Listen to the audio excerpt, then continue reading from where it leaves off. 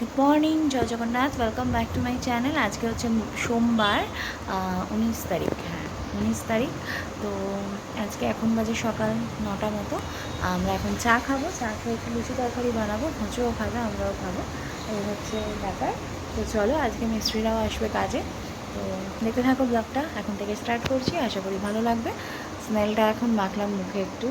আর পাম্পটা কাজ করছে না, মানে আমার কপালটাই বললাম না খারাপ, পাম্পটা কাজ করছে না। ও অনেক চেষ্টা করলো তলায় দিয়ে, পাইপটা একটু ছোটো ছোটো করেও করলো, কিন্তু পাম্পটা কাজ করছে না। এমনি খুলে খুলে নিতে হচ্ছে।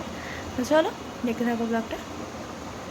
কি একটু ঝিরিঝিরি বৃষ্টি হলো, আরও গরমটাকে উস্কে দিচ্ছে। আর এখন আসেনি, টিফিন হয়ে গেছে। এবার যাবো মজুকে স্নান করাতে। টিভি দেখছি। চলো, ওকে স্নান টান করিয়ে দিই, তারপরে বসাবো হোমওয়ার্ক করাতে। চ বাবা, স্নানে যাবো। ঘরের বিচ্ছিরি অবস্থা রয়েছে। তার মধ্যে একবার বৃষ্টি পড়ছে, একবার রোদ উঠছে। সেই জন্য ঘরেই জামা কাপড় দেওয়া হয়েছে। উপরে ঘরে আজ শুতেও পারবো না, নিচের ঘরেই শুতে হবে। ধুলো বালি ভর্তি, মানে কাজ করে গেলে আবার সমস্ত কিছু ঝাঁটিয়ে পরিষ্কার করতে হবে রাত্রিবেলা থাকার জন্য। মানে আবার ধরো কালকে নোংরা হবে, ভাল লাগছে না গো, বিরক্ত লাগছে। এইটা আর রঙের কাজটা হলে পরে না গঙ্গা স্নান, আর তারপরে শুরু থাকবে ওই দরজা লাগানো আর জানলার স্লাইডিং। ওগুলোতে তো অত নোংরা হওয়ার ব্যাপার নেই, এই দুটোতে মানে প্রচুর প্রবলেম হচ্ছে। তো চলো, নিচে এইবারে খেতে বসবো, দেখতে বাজবে। তারপরে আমরা নিচেই শুয়ে পড়বো, কারণ দাদাভাই তো ওপরেই আছে। ওগুলো থেকে নিচে চলে যাও, দুপুরের মধ্যে থেকো না।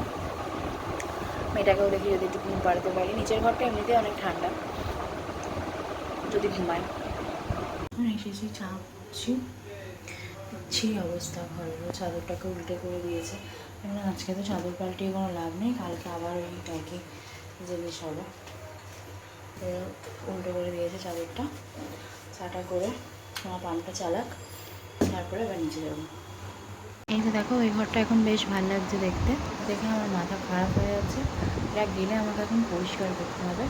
উপরে একটা অন্য চাদর পেতে নেব, আবার কালকে সকালে সেটা তুলে দেবো, আবার রাতে পেতে নেবো। বৃষ্টি হচ্ছে, বিরক্ত কর, একটা গরম লাগছে, মানে বিতিকিচ্ছির একটা ওয়েদার, ভালো লাগছে না একদম। তারপরে নিচে গিয়ে জলগুলো ভরেও ফ্রিজে ঢোকাতে হবে, অনেক কাজই আছে। এদের কাজ শেষ না হলে কিছুই করতে পারছি না। মেয়েটাকেও যে এনে এখানে পড়তে বসাবো সেটাও পারছি না, সব ইউটিউব তারপরেই বসাতে হবে। মানে এই 3 দিন মেয়েটার পড়াটাও খুব হ্যাম্পার হচ্ছে। দেখি কালকে সকালবেলা সব নিয়ে নিচে চলে যাবো, নিচেই পড়াটা বসিয়ে দেবো। গুড মর্নিং, অনেকক্ষণ উঠে গিয়েছি, নিচের সমস্ত কাজকর্ম করে চলে এসেছি। এখন ওপরে আলু চচ্চড়ি বসাবো। আলু চচ্চড়ি করার মেন কারণ, আমি আলু রুটি করবো সকালে আজকে ব্রেকফাস্টে। আমার মেয়ে আলু ভাজা খায় না, যদি খায় তো আলু চচ্চড়িই খাবে। তো তাই জন্যই রোজ আলু চচ্চড়িই করতে হয়। লুচি করলে, রুটি করলে, পরোটা করলে না আলুর দম খাবে, না আলু ভাজা খাবে, না আদার্স কিছু। তো ওই জন্য আলু চচ্চড়ি মাস্ট। তো কেটে কুটে নিয়ে এসেছি, ওর বসিয়ে দেবো। দেন যাবো স্নানে, স্নান করে এসে চা করবো, তারপরে চাটা খেয়ে রুটি করবো। তো চলো ঝটপট করে নিই। আর এদিকে ও জল টল দিয়ে দিয়েছে, নিচেও বালতি ভরে টরে রাখা হয়ে গেছে।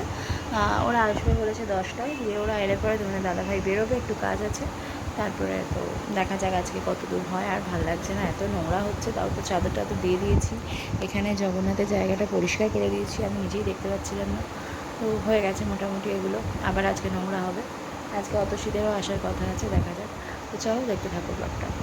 নিয়েছি রুটিগুলো, এখন বেলে নিয়ে আগে ঝটপট করে, তারপরে ভাজতে বসিয়ে দেবো। ডান। এবার মেয়েকে স্নানটা করাবো আস্তে আস্তে, বিছানাটা গোছাই যাবে। এই যে ওখানে শুয়ে আছে, ও শুয়ে একটু টিভি দেখছে, গরমের ছুটি বলে কথা। মিস্ত্রি দাদারা এখনও আসেনি, ওরা আসুক। ততক্ষণ আমি বিছানাটা ক্লিন করে নিই। তোমাদের দাদাভাই একটু বেরিয়েছে কয়েকটা জিনিস আনার জন্য, ওদের কাজেরই, সেটা নিয়ে আসুক। তারপরে ও হয়তো আবার এখন বেরোবে, না তো বিকেলে বেরোবে। তো চলো, আপাতত বিছানাটা গোছাই, একটু বসি নিই, ভালো লাগছে না। বসে রেস্ট নিই, তারপরে বিছানা গুছিয়ে যাব নিচে। নিচে এসে বসলাম, এখন একটু লেট হবে, ওআরএস খাচ্ছি। কাজ শুরু হয়েছে ওপরে, মেয়েকে স্নান টান করে দিয়েছি, ওর বাবা আছে, ও ওপরে আছে। আর একটু নিচে বসলাম, অত ধুলোর মধ্যে আর থাকতে পারছি না। ঘুম তো হয়নি, একটা ঝরঝর ভাব লাগছে, নাক টাক সব বন্ধ, গলা দিয়ে ঢোক তুলতে পারছি না। এই মতো অবস্থায় আমি এখন উপরে এসেছি, কারেন্ট চলে গেছে। এই পাখাটা একটু চালিয়ে দাও না। আর ব্যাটারি পাখা আছে, সেই বলছি, দেখা যাক। ওরা এসে চলেও গেছে, তখন আর কোনো ভিডিও অন করা হয়নি। অনেক দিন পর সামনাসামনি দেখা হলো, অনেক গল্প। আর এখন তোমাদের দাদাভাই বানাচ্ছে মটন কিমা, ভাজা খেলাম একটা, ভালো লাগলো। এবার গ্রেভি করার পরে জানি না খেতে পারবো কিনা। তো চলো ব্লগটা এখানেই শেষ করছি। নতুন ব্লগ নিয়ে খুব তাড়াতাড়ি আছে। ততক্ষণ সবাই খুব ভালো থেকো, সুস্থ থেকো, সর্বোপরি সাবধানে থেকো। শুভরাত্রি সবাইকে।